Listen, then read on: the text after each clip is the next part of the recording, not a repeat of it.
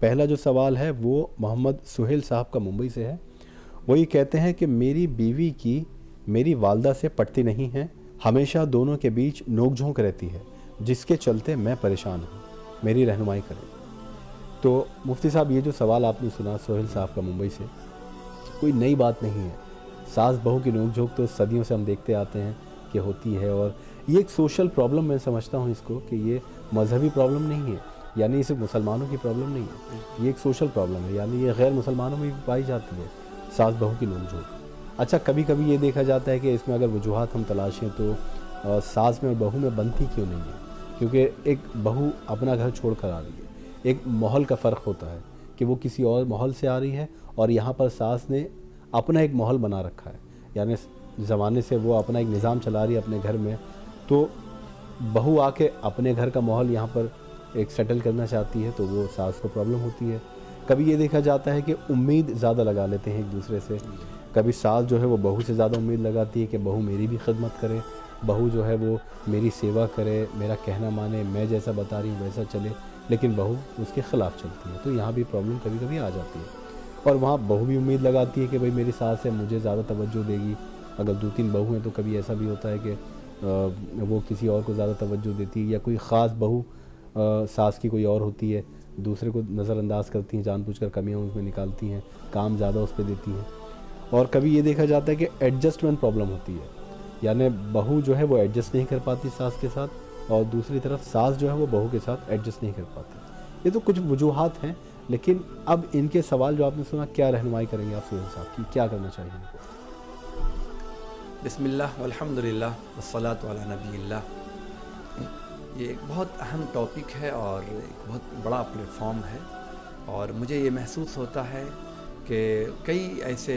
دھرم اور مذہب کے لوگ ہیں, خاص طور پر کرسچن عیسائیوں میں, جن کے جو عبادت خانے یا ان کے ہاں جو آفیسز ہوتے ہیں تو وہاں کونسلنگ کا ایک سسٹم ہوتا ہے, شادی سے پہلے بھی شادی کے بعد بھی کیسے لائف گزارنی ہے, اور اگر آپس میں کچھ اختلافات پیدا ہونے لگیں تو اس کے لیے کچھ بنیاد وہ بتاتے ہیں. ہمارے یہاں اس کی بنیاد قرآن پاک میں بھی موجود ہے. قرآن پاک میں 5ویں پارے کے 3 صفحے کی پہلی آیت ہے کہ اگر ان دونوں کے درمیان یعنی میاں بیوی کے درمیان کوئی اختلاف محسوس ہو, کوئی اختلاف پیدا ہو جائے, تو چاہیے کہ دونوں میں سے ایک ایک حکم یعنی کسی کو ذمہ دار بنا لیا جائے,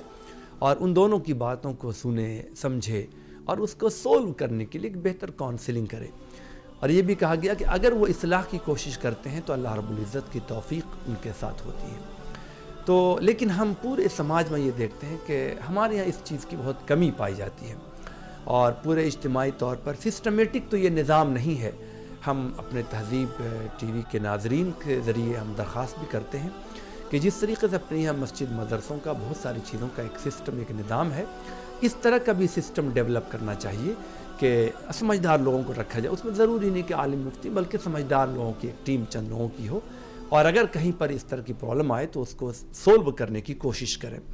اب میں یہ سہیل صاحب کا جو یہ سوال ہے, میں رضوان بھائی اس حوالے سے میں یہ کہنا چاہوں گا کہ اس وقت بالکل سوشل پرابلم ہے لوگوں کی, اور جب جیسا آپ نے کہا کہ ایک نئے گھر سے بہو آتی ہے اور نئے ماحول میں نئے والدین, نئے لوگ, نئی فیملیز کے ساتھ ان کا اٹریکشن ہوتا ہے, ان کے ساتھ رہنا ہوتا ہے, ان کے سونے پڑھنے کھانے پینے سب کا سسٹم ہو سکتا ہے کوئی بہت ساری چیزوں میں تبدیلی ہو, اور ان گھر والوں کو بھی لگتا ہے کہ ظاہر کہ وہ خون کا رشتہ تو نہیں ہے, بیٹی کے مقابلے میں بہو تو بہو سمجھی گئی آج تک, تو اس کے لیے بھی ایڈجسٹ کرنا. اگر بیٹی کو ذرا سا کچھ ہیٹ کی کچھ نفرت کی کوئی باتیں ہوں تو ان کو یہ لگتا ہے,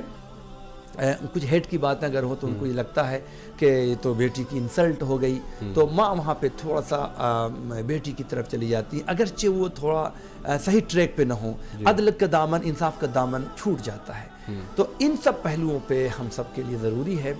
کہ مرد کی بڑی ذمہ داری ہے, مرد کے لیے کی ذمہ داری بہت بڑی ہے. اسی لیے اسلام نے مرد کو طلاق کا اختیار دیا ہے, کیونکہ مرد متحمل ہوتا ہے, بہت برداشت کرتا ہے, اگنور کرنے کی صلاحیت اس کے اندر ہوتی ہے. اللہ رب العزت نے نبی کریم علیہ الصلوۃ والسلام سے فرمایا کہ ایک طرف کی بات کو سن کر کے ادھر نہیں جھکنا ہے, بالکل, بلکہ مرد کی ذمہ داری ہے اور بہو کی بھی ذمہ داری ہے, سب کی گھر کی ذمہ داری ہے کہ دونوں کی بات کو سنجیدگی سے سنیں. ایک تو یہ اگر دونوں کی بات سن کے سنے بغیر اگر لوگ فیصلہ کریں گے تو اللہ رب العزت کے نزدیک بڑی ناپسندیدہ چیز ہے. قرآن پاک میں رسول اکرم صلی اللہ علیہ وسلم کو منع کیا گیا تو ہما اور شما کے لیے کیا ہے, جبکہ آپ اتنے زیرک اور اتنے دانا عقلمند دانشور تھے. لیکن آپ کو بھی کہا گیا کہ دونوں طرف کی بات کو سن کر کے فیصلہ کرنا. تو مرد کی بڑی ذمہ داری ہے کہ دونوں طرف کی بات کو سنیں. فیصلہ کرنے میں جلد بازی نہ کی جائے, بلکہ یہ کہا گیا کہ 100 مرتبہ فیصلہ کرنے سے پہلے سوچنا چاہیے. لیکن اگر فیصلہ کر لیا جائے تو پھر اس کو پھر نافذ کرنا ہے. اسی طریقے تیسری چیز یہ کہ عدل کا دامن نہیں چھوڑنا ہے, انصاف کا دامن نہیں چھوڑنا. چاہے وہ تھوڑی دیر کے لیے تلخ کلامی ہو سکتی ہے, لیکن حقیقت سے چیزیں سامنے آتی ہیں اور جو وقتی طور پر نفرت ہوئی وہ چیزیں ختم ہوتی ہیں, چونکہ انسان نے ایک ضمیر رکھا ہے, انسان کے اندر سمجھ بوجھ رکھی ہے.